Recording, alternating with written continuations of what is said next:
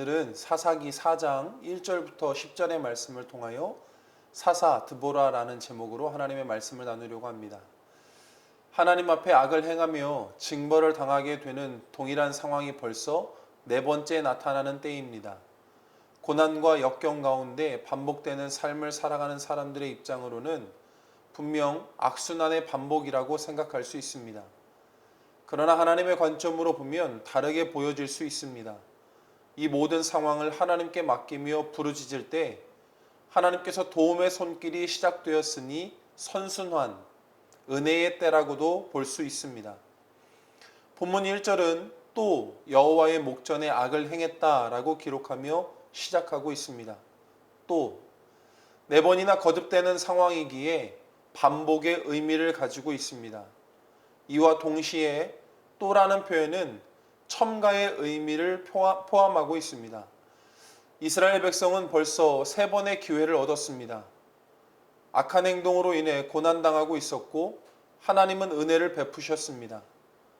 사사를 통해 그들을 구원하셨지만 그들은 믿음으로 살지 않았습니다.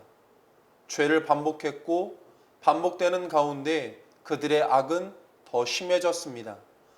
그 결과 2절을 보니까 여호와께서 그들을 파셨으니 라고 기록하고 있습니다. 거듭, 더욱 악하게 행하는 이스라엘 백성들을 하나님은 가나안 왕 야빈의 손에 파셨습니다. 여기에서 파셨으니 라는 표현이 사무엘상 12장 9절에서 붙이셨으니 라는 표현과 동일한 단어로 사용되고 있습니다.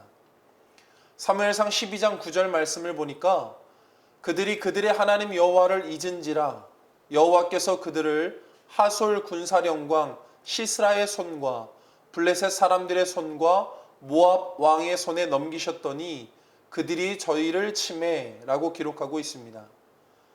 하나님께서 블레셋 사람들의 손과 모압 왕의 손에 이스라엘을 넘기신 이유, 파셨던 이유는 이스라엘이 하나님을 잊어버렸기 때문입니다. 여기서 잊어버렸다라는 뜻은 시들다, 무시하다라는 뜻을 가지고 있습니다. 본문에서도 동일합니다. 이스라엘 백성은 에웃을 통해 평안을 얻게 되자 시간이 흐르며 어느덧 하나님을 향한 믿음이 시들었고 하나님을 무시하는 상황에 이르렀습니다.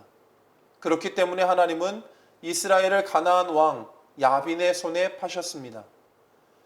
연약한 사람의 입장에서 하나님을 무시하고 믿음이 시들었다라는 표현이 애석하게 들릴 수도 있습니다.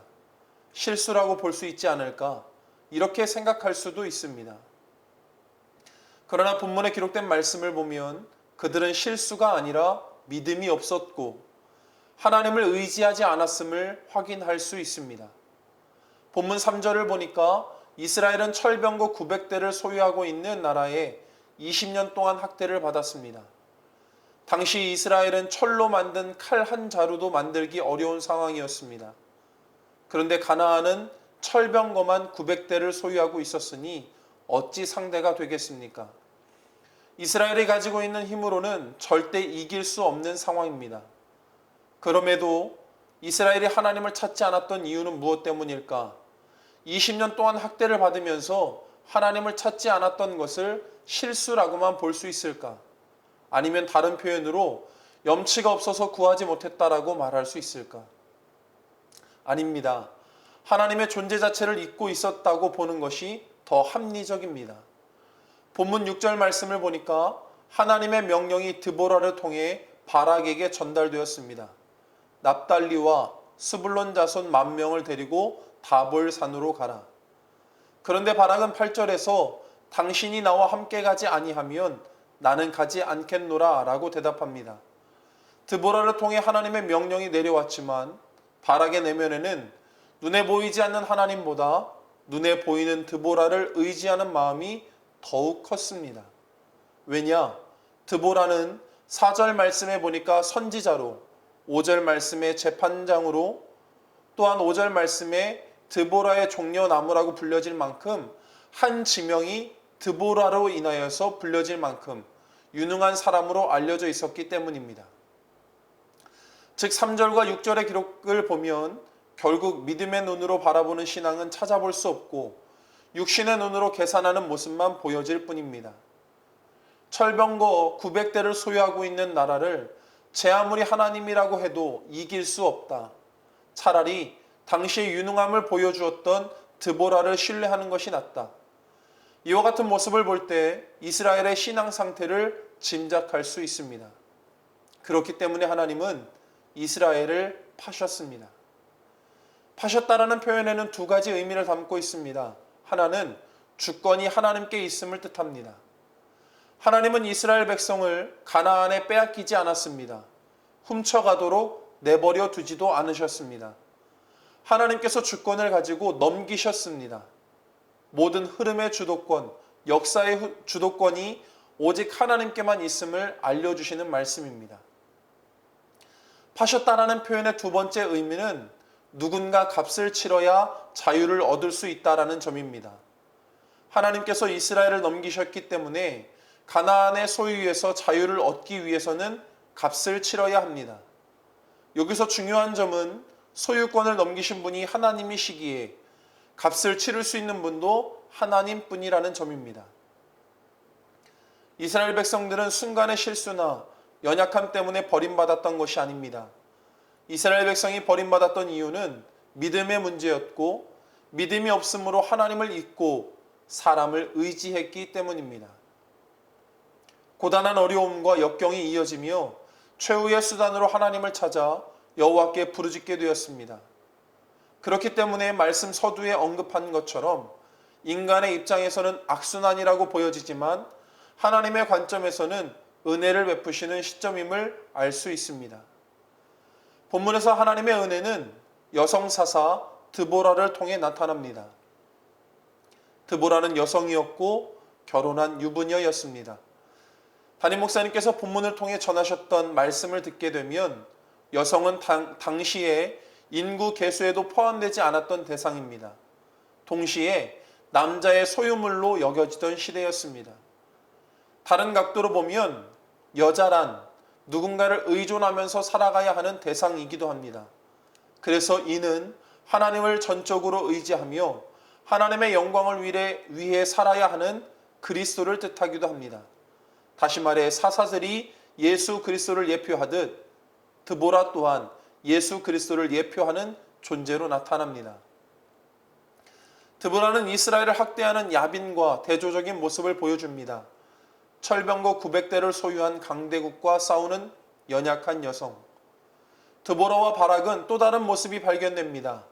겁쟁이 남성 바락과 담대한 여성 드보라.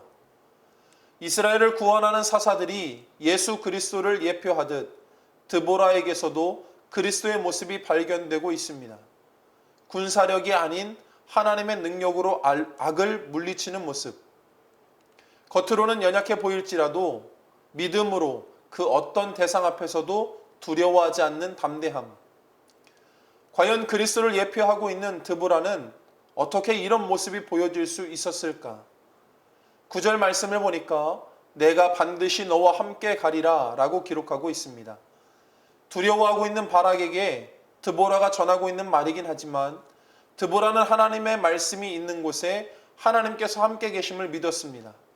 그리고 하나님은 그 말씀을 믿는 드보라를 바락에게 붙여주시면서 결국 승리를 얻게 하셨습니다. 내가 반드시 너와 함께 가리라. 신약에서 예수님이 태어나실 때 그의 이름을 임마누엘이라고 불렀습니다.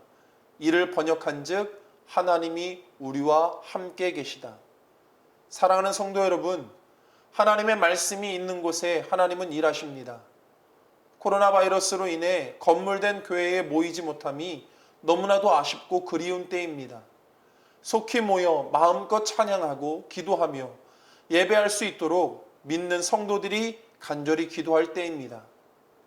다만 이 어려운 때에 우리의 신앙이 나태해질 수 있습니다. 보여지는 건물과 보여지는 성도들과의 만남이 줄어들면서 우리의 신앙이 무뎌질 수도 있습니다. 이럴 때일수록 하나님의 말씀이 있는 곳에 하나님의 동행하심을 믿으십시오. 각자의 처소에서 말씀을 붙잡고 이 시기를 버텨내시기를 간절히 소원합니다. 본문에서는 하나님께서 말씀으로 일하시는 모습이 구체적으로 담겨져 있습니다. 6절에서 하나님은 드보라를 통해 다볼 산으로 가라 명령하셨습니다. 그리고 9절에서 시스라를 여인의 손에 파실 것이라고 말씀하셨습니다.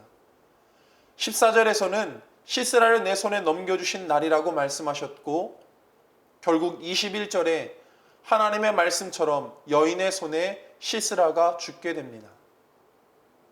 하나님은 말씀을 근거로 일하십니다. 그 말씀을 신뢰하는 믿음의 사람이 하나님의 일에 쓰임받습니다. 그리고 그 믿음의 사람을 통해 능력과 기적이 나타납니다.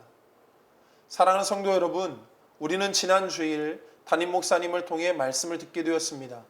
지금은 타인이 아닌 내 죄를 자백하고 하나님께 항복해야 하는 때입니다. 하나님이 일하실 수 있도록 하나님의 말씀을 붙잡고 그 말씀을 철저히 신뢰해야 하는 때입니다. 두려움과 불안함이 우리 가까이 다가왔지만 철병거 900대 앞에 믿음으로 대적했던 여성 드보라처럼 세상의 모든 권력과 따르던 제자들의 배신에도 불구하고 믿음으로 골고다를 오르셨던 예수님처럼 지금 우리의 시선이 타인을 향할 때가 아니라 나를 보고 계시는 예수님의 십자가를 따를 때입니다. 우리는 예수님의 십자가 죽음과 부활을 기념하고 있는 사순절 기간을 보내고 있습니다. 그 어느 때보다 어려운 상황 가운데 보내는 이 사순절입니다. 철저히 하나님의 말씀을 붙잡고 어느 곳에서든지 하나님의 은혜를 누리는 저와 여러분이 되길 간절히 축원합니다. 기도하겠습니다. 연약해 보이기만 하는 여성 드보라를 통하여서 이스라엘을 구원하셨던 하나님, 철병거 900대와 눈에 보여지는 것은 강대국밖에 없었습니다. 허나 믿음으로 하나님의 말씀을 붙잡고 승리하여 이스라엘 백성들을 구원하였던 드보라와 같이 예수 그리스도께서도 지금 우리와 함께 계시는 줄로 믿습니다.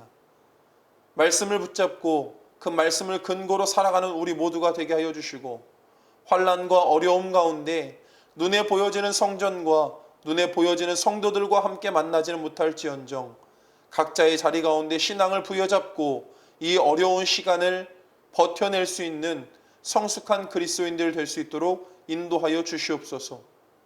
힘들어하고 아파하는 성도들 가운데 찾아가 주시고 믿음으로 살고자 몸부림치는 성도들 가운데 찾아가 주셔서 이 시기로 하여금 더욱더 성숙된 믿음으로 성숙되어지고 성장하는 우리 모든 성도들 되게 하여 주옵소서.